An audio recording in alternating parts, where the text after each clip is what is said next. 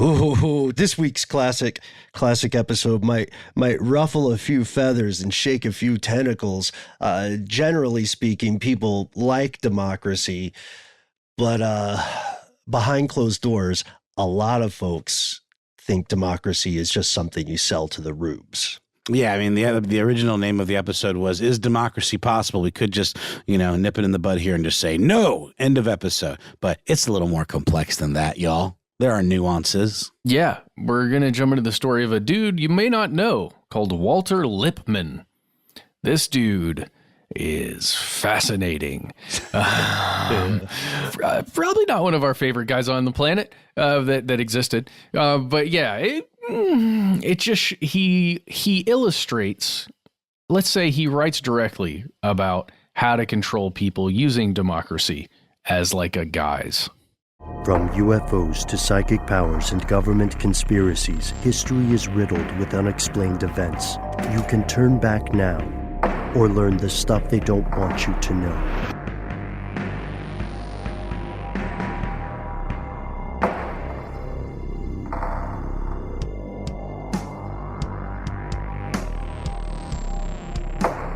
Hello, welcome back to the show. My name is Matt. They call me Ben. Our compatriot Noel is away for the moment, but never fear, our super producer Paul Decant is here. Most importantly, you're here, and you are you. That makes this stuff they don't want you to know. Now, you may recall our very first episode ever on a gentleman named Edward Bernays, one of the most important and slightly obscure, at least until our episode came out, thinkers in history.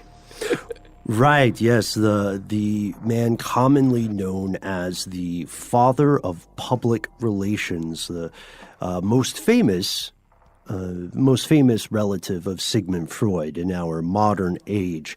Both of those things are true. If you're a fan of this show and you haven't listened to that episode of the podcast, it is one of the few that Matt and I categorically recommend you listen to and share with your friends, family, and colleagues. Without going too far into what happens in that episode, let's put it this way. Edward Bernays is the reason that you and your loved ones, as well as your enemies too probably, practice several things that seem normal today. Seem normal. Yeah, because you know that very, very quickly, it's insane how quickly people can become accustomed to something that is not normal, and then all of a sudden becomes normal to the average individual, to an entire community perhaps, or even civilization as a whole, something that was never done before, and now it's normal. Right. Yeah, it's likewise astonishing how rarely we question bizarre things. So often we hide behind the idea of tradition as a species, or so often we don't ask fundamental questions about why something is framed the way it is or presented the way it is. For instance, why do we eat bacon for breakfast? This was not the case for the vast majority of human eras on this planet. Why are we actually at war with a particular country at any given time? And one that I always go back to as a strange example here is, Matt, why do people wear ties, like neckties? Oh, well, it's because of the form. It's all about form, not so much function. Yeah, it just looks really good to have that line going down the chest. Someone's read a couple of fashion guides, I see. Yes, make it work. So that's a good point. We did earlier on a different show that we've worked with in the past called Brain Stuff. We looked at the origin of where neckties come from. And Matt, you are spot on correct. Was I actually correct? It serves no function. Oh, okay, good. It's not. I was talking from the tuchus. It's not a functional thing. A tuchus is more functional than a necktie. So leading to this, why does a country work a certain way? Folks, think about the government in the country that you live in today, or the governments in countries you used to live in, right? How closely does the government in practice adhere to the theory of government as outlined in your country's constitution or other documents? Yeah. Ours is, getting it right for some of the most part? Well, most people, regardless of where they live, will generally agree that there is at least some degree of difference between the government on paper and the government in practice, right? Mm-hmm. And in some cases, this can seem like a relatively obscure difference, right? Or it can seem like a matter of persnickety, nitpicking interpretation. But speaking of obscure, today's episode focuses on another figure, sort of like Bernays, another profoundly important, equally obscure historical figure, Walter Lippmann. Now, when we say he's obscure, we mean to the public, to the everyday Joe and Jane walking around. They probably don't know who Walter Lippmann is. I did not know who this person was until we started thinking about this episode and reading some of the materials. Just like Edward Bernays, but these gentlemen were very much well known within circles of the powerful. I think we should at least put that out there. Right. Like they were the guy. Yeah. We were. It's funny because before Paul, Matt, and I went on air today, I brought in a fancy glass for my typical coffee because we are talking about the elite. And it looks like an absinthe glass, got to be honest with you. Yeah, well, I'll tell you what, it is, truth be told, not as convenient as the regular mug or cup that I would typically use. But, tradition, right? Oh, so very nice. So here are the facts about Walter Lippmann. As we said, nowadays, Walter Lippmann is, let's say, obscure enough that were you to walk on the average city or street and ask someone, identify the following figures, say, Neil Armstrong. Probably know that. Know he's some sort of astronaut, maybe, at the least. Identify, the current or past presidents. They probably at least recognize the name of past presidents, right? But if you said, who's Walter Lippmann, they would say, I don't, does he own the grocery store? I don't know. Unless, of course, you were asking someone in Harvard, and then the answer might very well be, I think that's a building on campus. Yeah, I'm pretty sure it's the Lippmann building. But as you said, Matt, in his day, this man was profoundly influential and remains so. So let's get to know him a little bit. Walter Lippmann was born on September 23rd, 1889. 1889 in New York. He was a child of privilege. He attended the Sachs School for Boys before matriculating into Harvard. Now, Sachs, by the way, S-A-C-H-S, you might recognize that name somewhere with a Goldman in front of it. Maybe. Right, like Goldman Sachs. Yes. And this is where he studied at Harvard under the famous philosopher and novelist George Santayana. Who was a teacher of numerous other people who went on to become literary lions. T.S. Eliot would be one of the most famous examples. Then in May of 1910, he began his career in journalism as a cub reporter with the Boston Common after he dropped out of his the master's course that he was taking at Harvard University. And this is interesting because we found a couple of different things in the research.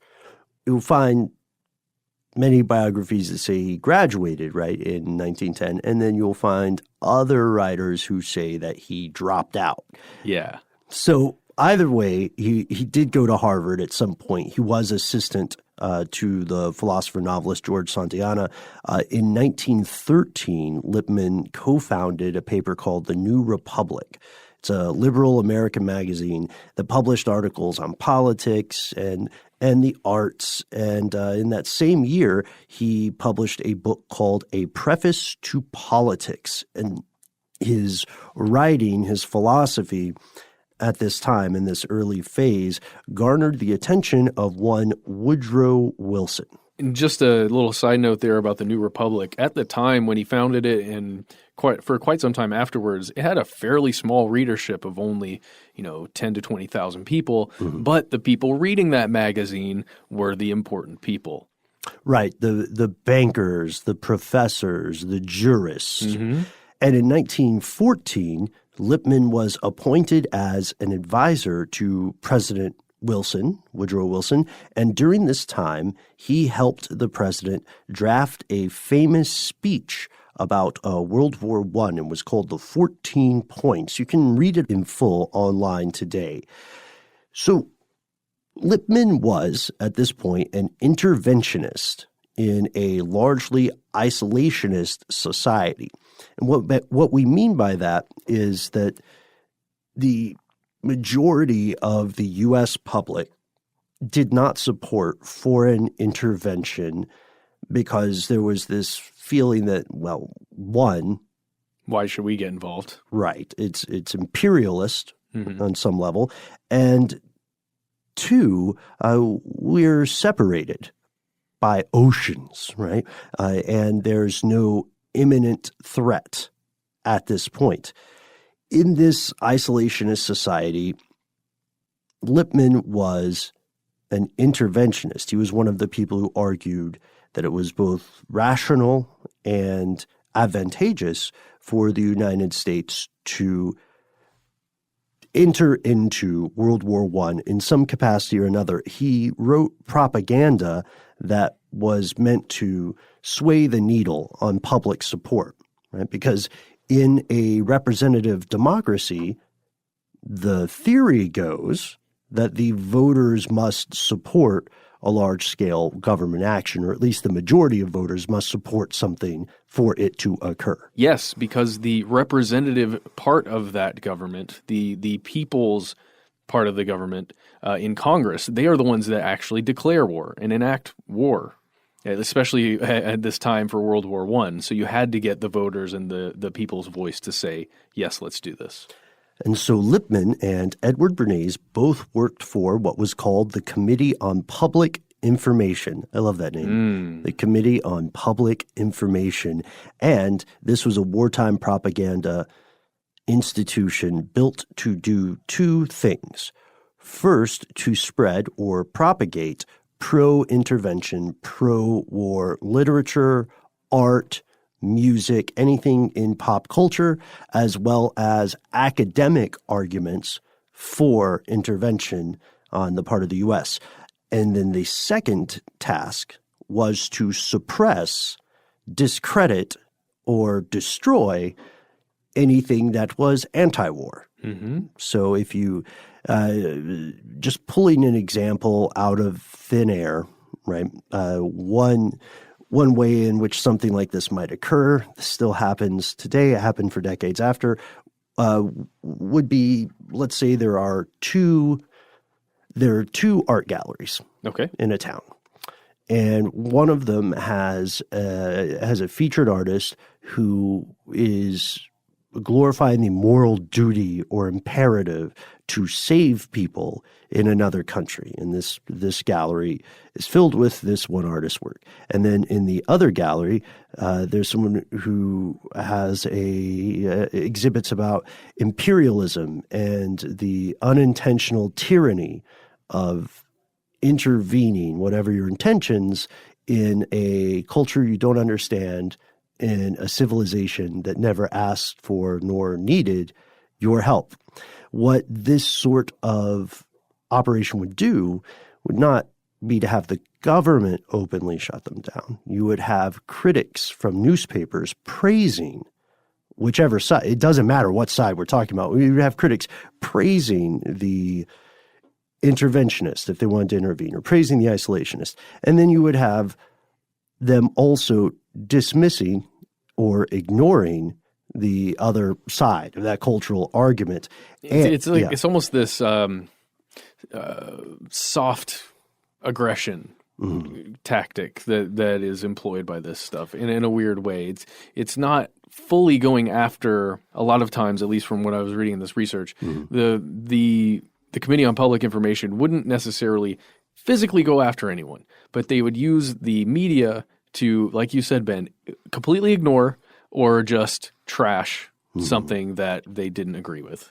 Right. Yes, exactly. And the most important part of that is in these sorts of operations, you wouldn't know the ultimate force behind this trend. It would appear to be, and this is the most important part, it would appear to be an organic consensus arrived at by every Jane, John, and Jimmy Smith in America, just to pick, I don't know, ridiculous. It's almost like the Rotten Tomato score. If the tomato score is at a certain height, or if it's in the 80s, you're like, oh man, okay, I'm going to go see that. You don't even have to read the stuff about it. If it's in like the 30s or 20s, then I'm probably not going to go see that trash. Because you don't have time, usually, if you're the average person, to go through and read every single review. No. You want the bottom line, the best news, explain it to me now because I'm almost off the elevator, right? Yeah. Or the light almost turned green, as the case would be for many commuters. Or I only have $20 to spend and I got to choose where I'm going to spend it. Even better. Lippmann also traveled the world and wrote extensively, prolifically. That's such a fantastic dream life, you know? Mm-hmm. Like, here I am in Vienna, and here are my thoughts on the Viennese. Oh, man. You want to be Anthony Bourdain so badly, don't you? Lippmann? No, you. Oh. You know what? A little food-centric? I think he's doing a great job being Anthony Bourdain. Okay. But I appreciate it. Yeah, I'd love. Who wouldn't love to travel the world and write? I don't know. Yeah, I can't think of anyone. So Lippmann was no exception to that rule that we have arbitrarily decided is almost universal. So then on September 8th, 1931, Lippmann's column for the New York Herald, which was called Today and Tomorrow, love that title, it first appeared, and eventually this was syndicated to more than 250 newspapers within the United States, and then another 25 other nations. And then it also won 2 Pulitzer Prizes, one in 1958 and another in 1962. So in his day, Walter Lippmann was a world-famous columnist for the New York Times and other papers of note. And overall, the world held his opinion in tremendously high regard. He lived amid New York's elite and therefore a percentage of the world's elite. He dined with presidents. He would write speeches for them. He advised them in formal and informal capacities. He was a true man behind the curtain. So let's talk about what he truly believed in. Right. Yeah. This is all well and good. But why is he the subject of today's episode? Is he them? Is he the they and stuff they don't want you to know? What did he actually believe? We'll tell you after a word from our sponsor.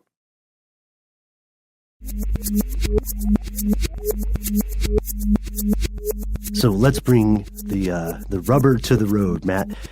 Walter Lippmann is responsible for creating, popularizing, coining several terms that you have almost certainly used at some point in your life, friends and neighbors. The first one is let's do one that's a little U.S. specific first. That's the Cold War. He is the person who popularized the term Cold War with a series of articles in 1947 called The Cold War. Right? Yeah, pretty good. When you title something, it's probably going to stick. In those articles, he was speaking out against President Truman's policy of containment. And the more popular term that you have obviously heard, there's no one who has not heard this term, at least no one that speaks English that has not heard this term, and that is stereotype. Yes, one of his works, Public Opinion, it begins with the world outside and the pictures in our heads. This is the chapter that introduced his idea of a stereotype, what a stereotype is. And it explained how public opinion was formed and how it was manipulated because of what we trust as what he called an authentic messenger. Mm-hmm. So as we mentioned before, Lippmann was working with the Committee on Public Information, also called the Creel Committee. And they were influencing public opinion by censoring information that was anti-war. They were also producing thousands of these pro-war pamphlets and in cartoons and magazines, movies, all kinds of media. Also, the USA would enter World War I, or World War, let's say, in 1917. It wasn't a one at the time. Nobody was waiting for the sequel. But the whole idea is that the United States said it was not going to enter World War I no matter what, and this committee is sitting there actively trying to make it happen. Right. So this idea of a stereotype, the picture in our heads versus the world outside, is the subject of a great deal of thought in public opinion in the Lippmann book. In this work, he attempts to explain how these pictures that arise almost spontaneously in people's minds, he was hoping to explain how those come about. The most simple way to say it would be that, according to Lippmann, we all live in these second-hand worlds. And we live this way because we are aware of much more than we have ever personally experienced. Like Neil Armstrong. We know that astronauts exist, but many people have never met and will never meet one. We know that billionaires exist, but many people have never met and will never meet one. We know that Reddit loves this joke about this town in Germany that everyone says doesn't exist. Maybe a better example would be Bhutan. You know the nation of Bhutan exists, but many people will never go there. That's good. So according to this, Lippmann's argument is that our own personal experience is primarily secondhand, primarily indirect. We read about things. We watch things about things and hope that the people who have experienced it directly are telling us something objective, rational, and accurate. The truth. In other words, the truth. Yes. That's why when you get mermaids on Discovery Channel, you're like, what? Oh, boy. Sorry. I think enough time has passed for us to tell people. We've talked about it before. Yeah. So here's another aspect. What did he think of democracy? Because, you see, Lippmann wouldn't have considered himself just a journalist. In fact, he considered himself a public philosopher, and most of his work centered around the concept of democracy in all its forms, representative democracy, so on. So what did he think of it? Unfortunately, it's a terrifying question. Early on, he was optimistic about this American or U.S. flavor of democracy. He embraced what we would call a Jeffersonian perspective. He believed that the American public would become intellectually engaged in political and world issues, and that they would fulfill the ultimate role of the public, right, which is to be an educated electorate. Not only does everyone vote, but everyone understands the issues at play and why they're voting the way that they do. If you ask them who the county commissioner is going to be and why, they would know. Mm-hmm. If you ask them about humanitarian spending in, Yemen or in Mauritania or something, not only would they know their position on it, but they would know why. Yeah. Do you support engaging Germany and defending Poland or, something to that effect? And you would hope that the person would come back with a reasoned argument about why or why not. Mm-hmm. That would be nice. Sure. Well, that's the optimistic view. But with the role of industrialization weighing heavy in his mind, the events leading to World War II and the spread of totalitarianism, Lippmann came to reject this view. Instead, he felt that nobody was questioning fundamental assumptions of democracy. Yeah, he didn't believe democracy, as we understand it, was working at all. And specifically, he didn't believe that the average citizen was in any way qualified to have any kind of input in the realm of politics or in the actions of the state. And basically, the public was being led around like this pack of animals by journalists and the media and people who reported what the government was saying. Right. During the 1920s, Lippmann published two more books, which were criticisms, indictments of humanity. They were, in the parlance of our time, they were diss tracks, right? Like hot mixtape diss tracks. One was called Criticizing Democracy. One was called Public Opinion, and the other was called The Phantom Public.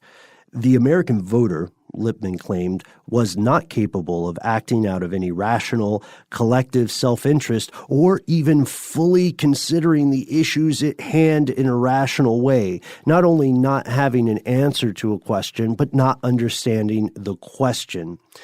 Instead, he said, the average voter was ill-informed, myopic, and prone to fits of enthusiasm. So in his disillusionment, if we were to put it in a modern context, would be something along the lines of, hey, you are supposed to vote in every election based on your aggregate calculation, whatever that might be, of who becomes the best candidate, right? Or why you think a certain local law should or should not be in place. When he says that a voter is ill-informed, he means that they don't know what they're talking about, right? They don't understand the issue for one reason or another. And when he says myopic, he means that they might be what's often called a single-issue voter, someone who says, well, I will typically vote, for a certain ideological standpoint or a certain party line, but the only thing I really care about is, the illegality of owning a wildebeest. I think it should be illegal. I think that, the country's going to hell in a handbasket if one more person can own a wildebeest. Yeah, well, yeah. And that's what I vote on. That's it. And that's where you get some of the more social issues becoming the most prominent things that are spoken about in the media. When you think about stances on abortion or stances on Second Amendment rights, things that aren't necessarily the most important things to be focusing on, but they become the one thing that the voter will latch on to. And that's the craziest part, because essentially it makes this an exercise in Mad Lib in a very dangerous way. Yeah. I hope everybody has had the wonderful opportunity to play Mad Lib on a road trip or something growing up. But Mad Lib is a game wherein you ask... You're talking to people like they don't know what Mad Libs are? I feel like we can't make assumptions. I guess so. Yeah, you're right. Why are you giving me this voice? Let's tell people what Mad Libs are. You do it, but do it in the voice. Okay. Mad Libs, you guys, is where you got a bunch of blanks in a sentence, a long set of sentences perhaps, and you fill those blanks in with nouns and adjectives, adverbs, and then you read the whole thing and you got this jumble wackadoodle sentence. I feel like you were unfairly criticizing me. I don't know. Not everybody. Okay, maybe everybody knows what Mad Libs are. You think they do? I don't know. I think we're somewhere in the middle. Some people don't know what they are, but people who are listening to this podcast know probably what an ad do. lib is. Yeah, probably do. Okay, all right. Okay. Hey, write in conspiracy@howstuffworks.com. Do you know what a Mad Lib is? So the reason I'm setting that up, Matt, is because it's a fundamental assumption that you and I are making, that you're absolutely right, that people would all know what a Mad Lib is and how it functions, right? And so the idea of fits of enthusiasm, right? That's the last piece of his primary criticism there. The idea of fits of enthusiasm would be best explained today by social media, right? Ooh. So you see a post and it's shared over and over. Look at all these assholes buying wildebeest. You know what I mean? Yeah. This has to stop.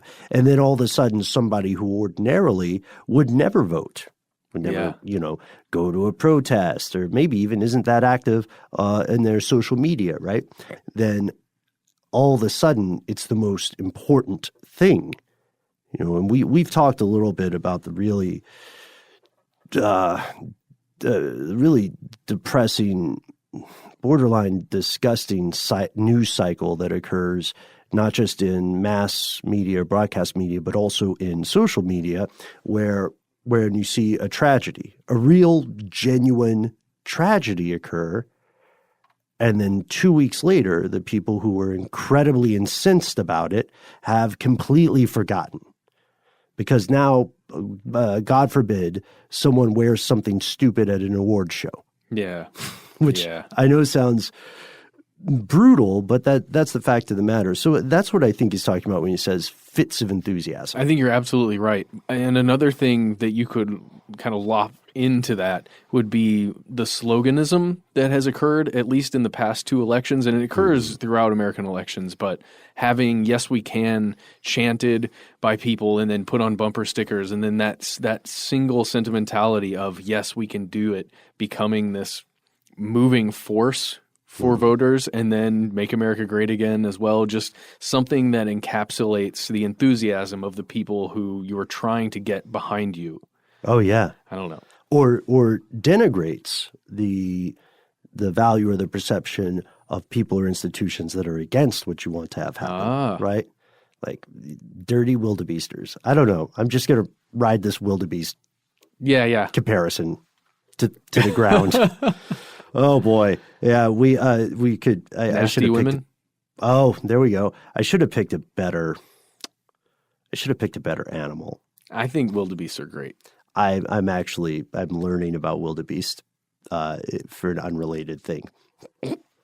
Happens to the best of us. Sounds a little sketchy, but it's a true story. Write in, let us know about your experiences with wildebeest. So this idea that voters will tend to not know what's going on, will tend to focus on only one thing, and will tend to impulsively lash out in sporadic bursts, or impulsively participate in sporadic bursts, rather than continually exercising the rights and responsibilities of citizenship.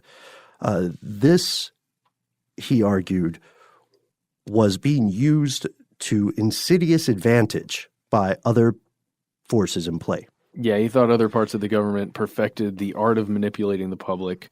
It's this idea of manufacturing consent. You might recognize that phrase from some of Noam Chomsky's work. He took it directly from Walter Lippmann, and he's stated that before. It's this idea of 1984. Right. We've always been at war with East Asia. Oh, man. Right? I thought we had always been at war with Oceania. Another one of Lippmann's beliefs was that the American people's increasing obsession with consumerism was causing them to have a decreased awareness and concern for pressing public issues. So basically, they were being distracted by constantly wanting to buy new things, upgrade, at this point, their house, upgrade their lives, and the things around them, rather than the larger issues that were looming overhead. Okay, I see. So that the idea then that keeping up with the Joneses becomes one of the number one policy issues for a household. Well, yeah. Just you're absolutely right. The policy issue is now within the home, and the clothes that you're wearing and the food that you're eating, and it doesn't matter if there's something going on in Europe. Right. I see all these people posting these high-minded, sanctimonious arguments about owning wild animals, but do they even have a refrigerator? Do they even have cable? And where are they posting them in the 1900s? Like 1900s? A bulletin board? That's what it is. The community bulletin board. Yeah, at the corners, at the general store. Mm-hmm. Yeah, good call though, Matt. So he felt that journalism was partially to blame for this because it was not fulfilling what he saw as its correct duties, which, again, in theory, on paper, would be providing rational, accurate information. And one big issue for him in this regard was what was known as muckraking, or what we call investigative journalism, if we want to put a necktie on it. And he objected to this because he saw it as a means to foment distrust of public institutions and officials. And then Lippmann wondered, you know what? Why should someone who isn't a physicist have a voice in conversations about physics? And, that makes sense, right? If the physicists of the world are all in one room and they're arguing about the latest theory in physics, right? And what we can learn, the future rushes toward us, infinite in its promise and its danger. And then there's one guy who's not a physicist. He's just like in the room. He's a psychiatrist. Okay, sure. He's qualified in something else, maybe. He's a psychiatrist. What can he lend to this conversation? I happen to think a psychiatrist would be able to lend a lot of insight into a conversation with physicists. Well, yeah, he can't spell very well, so he saw the sign on the door with the committee of physicists, and he thought he was in the right place. Oh, there we go. That seems to make sense, right, on some level. So Lippmann, if you can imagine him scratching his chin for a second here, he thinks, yeah, that checks out. So how is the world of politics any different? And we'll explore Lippmann's thought on that right after this.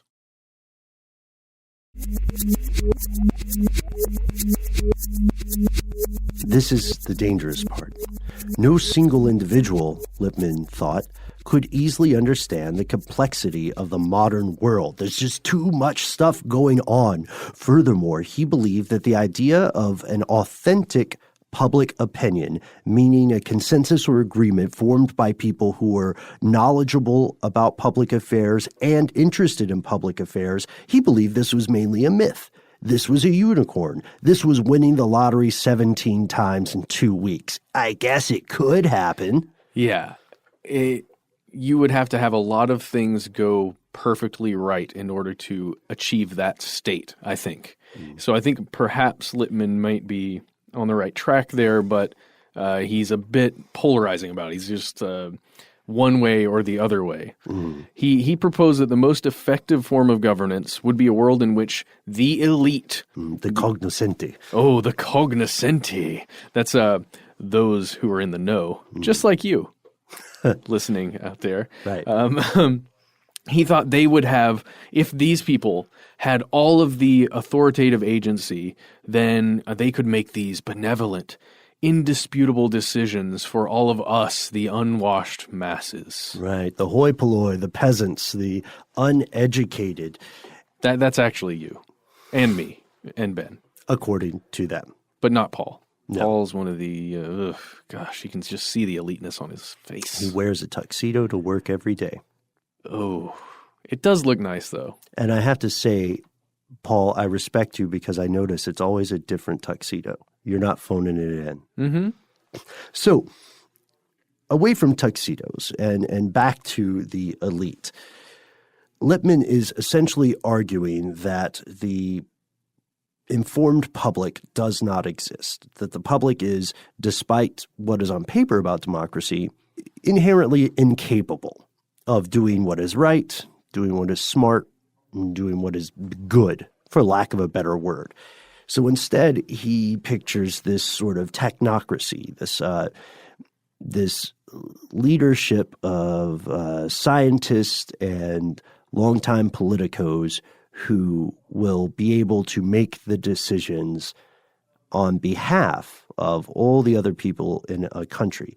And this means that not only would you as a voter not have a say in something like a law about pollution or a law about regulation or deregulation, but you also wouldn't have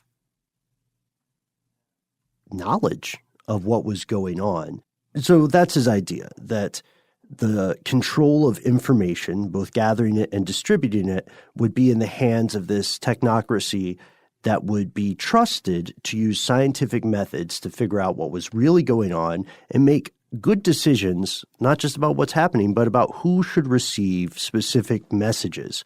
He wanted to establish a semi-governmental or quasi-governmental intelligence bureau that would evaluate information, supply it to other elites to make decisions, and this bureau could also determine which pieces of information should be transmitted through the mass media to the public and which pieces of information people were better off not knowing.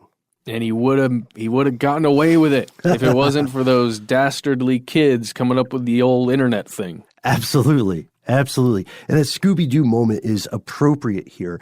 We should say that Walter Lippmann later stepped away or retreated from this elitist argument to a degree, but that idea remains massively influential and not too unfamiliar historically when we consider the past governments of earlier civilizations, right? There's a king and all the people that the king's ancestors slept with, and they're in charge. Yeah, that's just the way it is, especially if they have divinity about them that God has somehow chosen them. Right. Or there's a chieftain, same thing. Or there's a, there's a religious leader. Yeah. Same thing. Here's where it gets crazy. Not only did Lippmann think that democracy was more or less impossible in its current form, but more and more people seem to, in practice, agree with him today. They do, and this is what we've spoken about already on the show. Critics of both the theoretical function of the current government and the practical function of the government seem to often agree that the average voter, you and me and everybody else, doesn't know much, but is instead ruled by emotion and is prone to impulsive, irrational decisions. Now, irrational here would mean voter decisions are actually working against the voter's self-interest, what you should be voting for. There are a lot of examples with that, especially when you talk about tax reform, and then the majority of the voters, especially in the lower to the middle class, not seeing the benefits that perhaps people in the upper classes would see. And you have more voters in that lower class, but you're still going to get a popular consent a lot of times. Right, of course. And this is not something that is in any way exclusive to a political party. No. A genre of a political party. Or an issue. Or an issue, yeah. This is a tendency that Lippmann sees, and that the current people in charge, whatever that time is and whatever post-Lippmann ideology you want to grasp at, this is typically what people in power will believe. And we can see this in action. There's an interesting tendency here because later critics, such as William F. Buckley on the right side of American politics, or Noam Chomsky on the left side, both saw special interest as the ultimate decision makers in too many political discussions. Of course, these two guys would not agree with each other, and I'm sure they would disagree on exactly which organizations they considered tyrannical special interest groups. But the point remains. In Chomsky's arguments in particular, the media is seen as acting as a street enforcer for what he sees as special interests, this inextricably entwined system of government officials, heads of businesses, large corporations. These powers behind the throne too often are seen as the real voters. And that's unfortunately a common thread that you will hear discussed more and more in recent years. These, critics would argue, these special interests, whatever they may be, and special interest itself is sort of an umbrella term, sort of a thought-terminating cliche, right? Oh, special interest. It's a bit of a boogeyman, but these are the forces pushing the public in one direction or another, framing issues in a way that benefits their own internal aims, regardless of their effect on the common good for the majority of U.S. citizens. If their common aim aligns with the common good, then great, fine, bully for us, go team. We've Voltroned together, we've done our Captain Planet thing. This law made the world a better place. But the problem is that even if it acts against the public interest, then okay, great for us, go team, we Voltron together, and profits are going to rise. Jeez. Optimists once imagined that the age of information was going to be one of unending elucidation, a world in which every single person had equal access to knowledge and equal ability to act on that knowledge in a smart way toward a common good. But You can ask people from the entire gamut of fields. Social scientists, statisticians, political pundits, they are often now convinced this is not the case. Yeah, right now we're in this sea change, some kind of paradigm shift in the world of news coverage. You've got broadcast and print falling behind as online news sources begin their rise or continue to rise, including the news aggregators like the Reddits of the world. Social media platforms are on the rise where people are getting most of their information, even news information, from these sources. The increasing likelihood of the so-called search bubble, where you get stuck inside this world of news and algorithms that just reinforce the views that you've already shared or liked or submitted as your preferences. And the emphasis then is not on critical thought, but rather on the enjoyment of it all. Right. Like the goal is not to inform you so much as it is to continue your time on the device, site, or on the platform, right? Just stay here longer. It's mentally or psychologically, it's similar to some of the tricks casinos use. It's very, very similar to that. So that this idea is dangerous. And there's another point I'd like to add here on the concept of whether or not democracy is impossible. And it's something that you and I, Matt, have talked about at length before. I think we mentioned it on air, but we've talked about off air often. It's the concept of Dunbar's number. The gist is that human brains seem to be hardwired to accept only a certain number of other human beings, around about 150, as other humans. The rest, the other billions of people in the world, are either functions or grouped into broad categories. You don't know a Canadian person? That's not one of your 150? Well, guess what? Everyone who lives there is just one of the Canadians to you. Yeah. Maybe divided by what you see as their gender or what you see as their job, right? Yeah. The problems here are readily apparent. If you were a propagandist like Lippmann or Bernays, or so many other people working today, you only have to convince the victim of your propaganda to stop thinking of some people as individuals, make them think of people as categories, convince them that whatever decision you'd like them to make, whatever protest you'd like them to attend, whatever vote you want them to cast, or whatever product you want them to boycott, just convince them it's in the best interest not of the world, not of the country, but of the 150 people that they think of as real people. Wow. So the game is a little bit smaller and not as difficult as it might appear.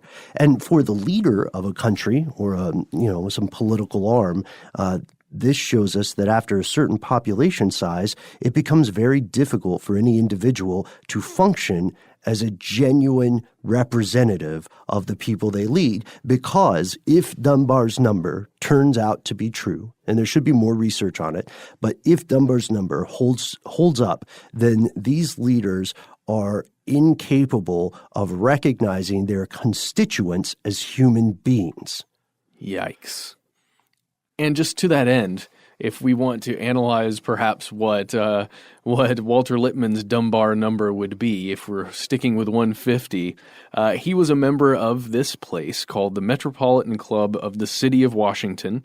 There are metropolitan clubs in several other places, but this one is very particular because it is in Washington, D.C. It's a private social club in close proximity to the White House.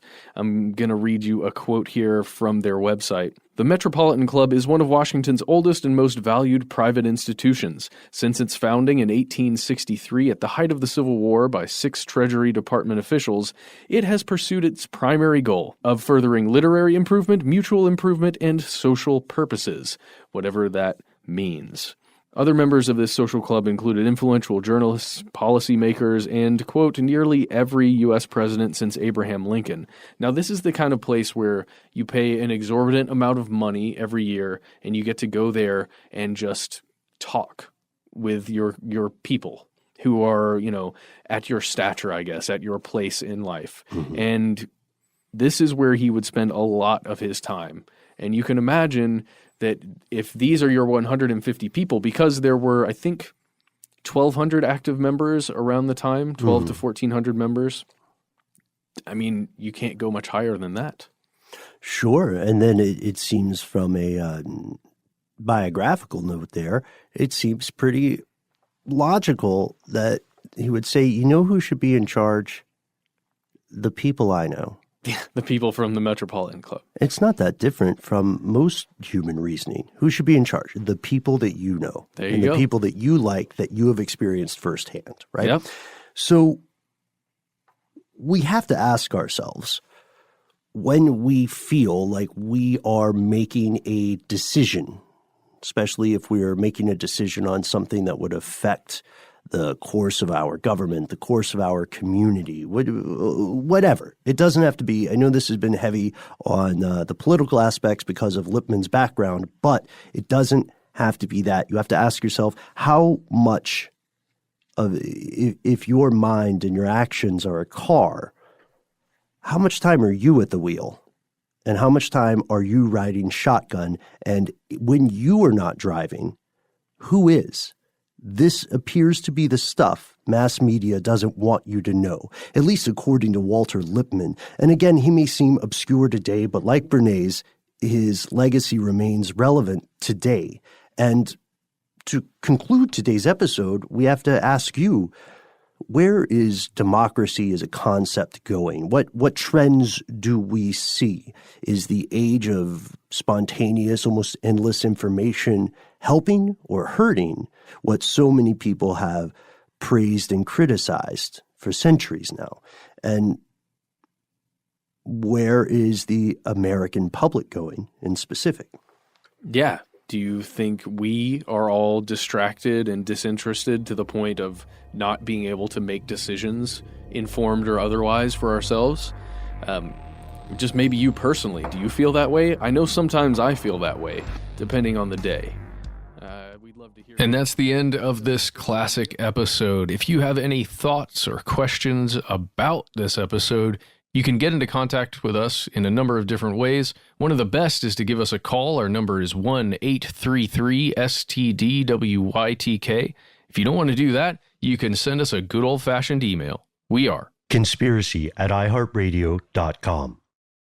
Stuff They Don't Want You to Know is a production of iHeartRadio. For more podcasts from iHeartRadio, visit the iHeartRadio app, Apple Podcasts, or wherever you listen to your favorite shows.